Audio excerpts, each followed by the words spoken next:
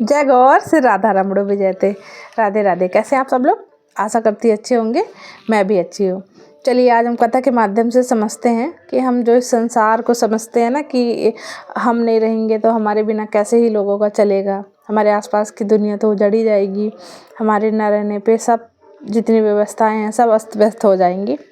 तो चलिए आज इसका भ्रम तोड़ते हैं हम। तो होता क्या है कि एक ब्राह्मण थे, वो बचपन से ही साधु संतों का संग करते थे, तो उनको अच्छा लगता था। तो बचपन में उनके माता पिता को भी कोई दिक्कत नहीं होती थी कि ठीक है बच्चा अच्छे रास्ते पे है। तो वो धीरे धीरे अब जैसे जैसे उनकी उम्र बढ़ने लगी वो उसमें और गाढ़ होते गए। उनको अच्छा लगने लग गया साधु संतों का संग। अब उनके पिताजी ने बहुत बार उनको रोका, फिर वो सोचे कि इनका ब्याह ही करा देते हैं, जब जिम्मेदारी सर पे आ जाएगी तो अपने आप ही सब पूजा पाठ छूट जाएगी। तो वो उनका ब्याह करवा दिए। अब क्या था कि उन ब्राह्मण के अंदर भी था मोह माया, भी ऐसा तो नहीं था कि सारी तरीके से वो विलुप्त हो चुकी थी, वो दिख नहीं रही थी, पर उनके अंदर कहीं ना कहीं छुपी हुई थी। तो एक दिन उनके घर वाले उनको बहुत चिल्लाते हैं। उनके पिताजी बोलते हैं कि ना तो आप कुछ काम कर रहे हो, ना ही घर की जिम्मेदारियां उठा रहे हो, तो आप ऐसा करो आप पूरे से चले जाओ भाई, हम निभा लेंगे जिम्मेदारियां बच्चों की। आप वैसे भी हमको बच्चा मिल चुका है, हम वंश आगे बढ़ जाएगा हमारा, आप चले जाइए। तो उनको बड़ी ठेस लगती है। वो अपने गुरुजी के आश्रम पहुंचते हैं, वहाँ जाके देखते हैं, वो अपने गुरुजी को सारी चीज़ें बताते हैं। तो वो बोलते हैं क्या दिक्कत है, आप रह जाओ यहाँ पे, आपको तो अच्छा लगता है, हमको तो वैसे भी कोई दिक्कत नहीं है। तो बोलते हैं अरे नहीं प्रभु, अभी मेरे पिताजी ने तो गुस्से में बोला है, उनको भी काफ़ी मेरे से वो प्रेम करते हैं, मेरी माता जी भी नहीं रह पाएंगी और मेरी पत्नी तो और भी नहीं रह पाएगी, मेरा छोटा सा बालक है वो भी कैसे रह पाएगा मेरे बिना। तो उन गुरुजी ने सोचा कि अभी इनका भ्रम दूर नहीं हुआ है, इनका भ्रम दूर करते हैं।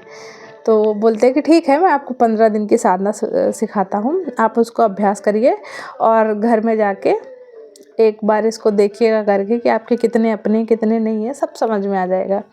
तो उनको श्वास रोकने की प्रक्रिया बताते हैं कि आप रोकेंगे तो आप देख सकते हैं, सुन सकते हैं, आपका शरीर ऐसे शिथिल हो जाएगा कि हाँ आपकी मृत्यु हो गई, ऐसा लगेगा लोगों को। तो वो करते हैं। अब फिर घर जाने के बाद 2-3 दिन बाद वो अभ्यास को वहाँ पे करने का सोचते कि अब आज करके देखता हूँ कि कौन मेरे अपने हैं कौन मेरे पराए हैं। अब वो जैसे ही जाते हैं, अब उनकी बीवी उस समय पे हलवा बनाते रहती है, कहती है कि आइए मैं आपके लिए हलवा बना रही हूँ, लेके आती हूँ। तो वैसे ही वो एक्टिंग करने लगते हैं कि अरे मेरे सीने में दर्द हो रहा है, मुझे सांस लेने में बहुत तकलीफ़ हो रही है। वो ऐसे ही करते करते गिर जाते हैं धड़ाम से। अब वो देखती है कि एकदम इनके हाथ पैर एकदम ढीले हो गए हैं। वो चेक करती है, उनको लगता है कि इनकी मृत्यु हो गई है। वो थोड़ा सा रोती है, फिर बोलती है अभी तो बहुत पिताजी सासू माँ सब खेत पे गए हैं, अभी रोऊंगी काफ़ी टाइम हो जाएगा, अभी तो मुझे भूख भी लगी है, मैं खा लेती हूँ पहले हलवा। तो वो जो हलवा उनके लिए बनाई रहती है वहीं पे बैठ के अपने बच्चों के साथ पलंग पे खाती है। और फिर उसके बाद जो अपने हाथ में अंगूठी वगैरह चैन वगैरह पहने रहते हैं सारी चीज़ें वो निकाल के रख लेती है। अब होता क्या है, उनके एक दांत सोने का रहता है, उसको भी सोचती है तोड़ा मार के क्यों ना इसको भी मैं निकाल लेती हूँ। जैसे ही वो करने वाली रहती है उनके सास ससुर आ जाते हैं, वो देख के फिर वैसे ही वो रोना धोना स्टार्ट कर देती है कि कैसे रहूँगी, हाय मैं आपके बिना, मेरा जीवन ही आप अधूरा करके चले गए हैं। उनके माता पिता भी रोने लगते हैं। तो अब वो चिल्ला चिल्ला के सब लोग रोने लगते हैं।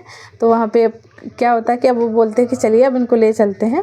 फिर उनके पिताजी को याद आता है कि अंतिम बार उनके गुरुजी को बुला दिया जाए तो वो भी मिल ले। तो उसके बाद वो क्या होता है कि उनके गुरुजी को बुलवाया जाता है।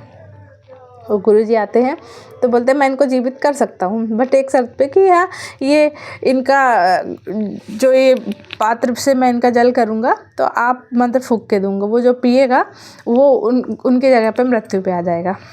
तो सब डर जाते हैं कैसे होगा, सब लोगों को फिर यकीन नहीं होता, बोलते चलो आगे करके तो देखें क्या होता है। तो बोलते ठीक है हाँ।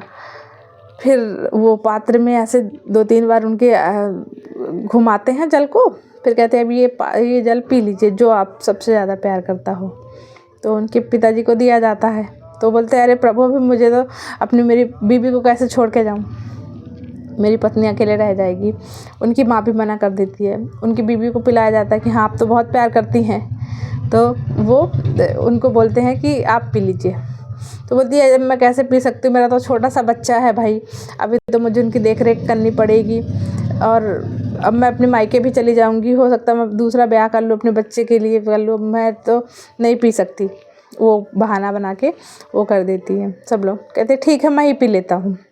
तो हाँ, वो लोग सब राज़ी हो जाते हैं, कहते हैं हाँ प्रभु आपके तो आगे पीछे कोई है भी नहीं है, आप ही पी लीजिए तो ज़्यादा अच्छा रहेगा, अब एक जान बच जाएगी। बोलते हो पर वो मेरे साथ रहेगा। तो उनके पिताजी बोलते ठीक है, कौन सा यहाँ पे रह के भी तो हमको कोई काम वाम तो करते थे नहीं, तो ठीक है ये रहेगी संतुष्टि की, बच्चा ज़िंदा है, चलो रह लेंगे हम लोग। बोलते ठीक है जीवित हो जाएगा। तो वो उसको वैसे ही पात्र को पीते हैं, वो तब जीवित हो जाते हैं।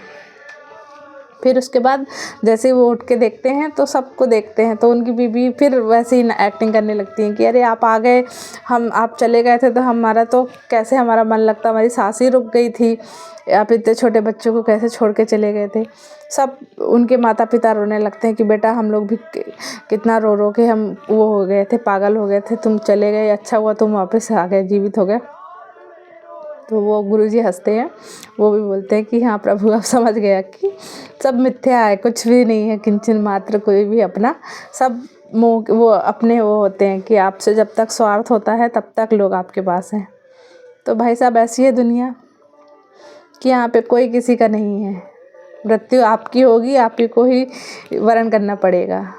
तो ठीक है, आप अपनी जिम्मेदारियाँ निभाइए, पर लोगों से इतना सख्त मत रहिए कि आपको ऐसा लगे कि आपके बिना तो ये दुनिया, इनका घर चलने ही वाला नहीं है, सब व्यवस्था सब ऐसे ही चलने वाली है, कुछ भी इतना सा फ़र्क नहीं आने वाला है। और ख़ासकर गृहिणियों को ऐसा लगता है कि हमारे बिना तो सारा संसार ही रुक जाएगा, हमारे बच्चे कैसे मैनेज होंगे, हमारे पतियों का कैसे होगा, हमारे सास ससुर का, सब अपनी जगह व्यवस्था हो जाएगी। आप देखते होंगे कहीं पे कोई महिला मृत्यु हो जाती है तो उनके यहाँ रख ली जाती है, मेड रख लिए जाएंगे, बच्चों के लिए आया आ जाएगी, नई बीबी आ जाएगी, सास ससुर के लिए आ जाएगी।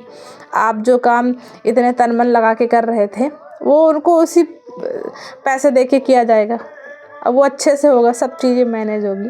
तो कहने का तात्पर्य यही है कि सब चीज़ें अपनी व्यवस्था सब चलेंगे, हमको ये जो भ्रम पाले रहते हैं कि हम नहीं रहेंगे तो कैसे मैनेज होगा, सब अपनी जगह सब कुछ मैनेज हो जाएगा, किसी की दुनिया नहीं रुकती है। तो जिस चीज़ के लिए हमको अपना मानव शरीर मिला है तो हम उस पे ध्यान दें। आप दुनियादारी के लिए आप कितना भी कुछ कर लीजिए, आप एक गलतियाँ आपकी 100 अच्छाइयों को ढाक देगी। तो आप अपना जीवन कितना अमूल्य है आपके लिए, ये आपको तब समझ में आता है कि जब आप चारपाई पे पड़ते हैं। आप ही की मृत्यु पे चाय समोसा खा के लोग आप ही के बारे में बातें करते हैं कि हाँ ऐसा हो गया। सिर्फ मुश्किल से आपको 12-13 दिन याद किया जाएगा, इससे ज़्यादा तो नहीं याद करेंगे कोई भी। हाँ, आप थोड़ा सच्चे पात्र होंगे तो कुछ सालों तक याद रखेंगे, उसके बाद उसको भी भूल जाया जाएगा। तो यही है कि आप अपना कर्तव्य करिए, आप अपना करने के लिए आए हैं जो चीज़ें, उसको अच्छे से करिए, बाकी तो फिर राधे राधे है। फिर बताइएगा कैसी लगी कहानी। चलिए फिर मिलते हैं, राधे राधे।